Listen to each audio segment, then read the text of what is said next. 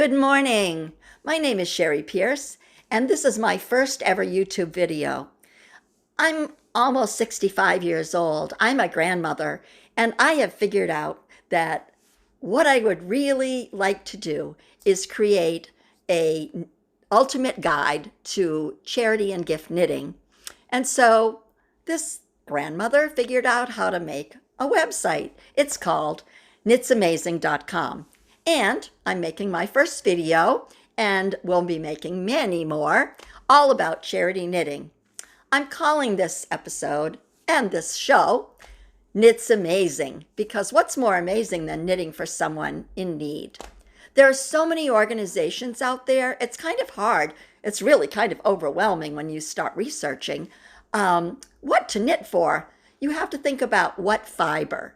You have to think about, is there a deadline? Are there special colors? Where do I mail it? And what is really most needed? Do I need to be making sweaters when I'm making socks? Do I need to be making hats? It's just such a crazy, overwhelming world out there of need. And so I think if you put your active fingers and your compassionate heart together, you can bring real joy to someone in need. So here we go. One of my first items that I have been making recently is, I always have several projects going, so this is just one. But I decided to make a dark colored sweater, and I wanted to be cheerful, and I wanted to be something that boys or girls would enjoy. And so I started a sweater. And this is the front. I've now completed all the pieces, but what boy or girl anywhere in the world doesn't like soccer? So for those kids who love soccer, I've made this, and I think that's going to bring somebody some happiness.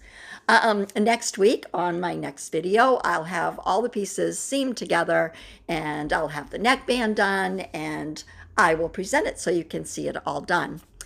When I used the pattern, which is a really old one, it was from the 1970s. See, you don't need to buy something new. You can find something you already have, or go on Ravelry and look for a free pattern. By the way, if you don't know what Ravelry is, that's a subject for a whole other video. I love Ravelry. I spend lots of time in there. I have to admit, I spend much more time on Ravelry than I do cooking. I don't like cooking. I bet you guys like cooking, but that's just not my thing. I'd rather spend my time knitting. And don't even go there about laundry. I've got my husband doing laundry now. So anyway, to go forward, I think that my very next video will be about an organization called Wool Aid.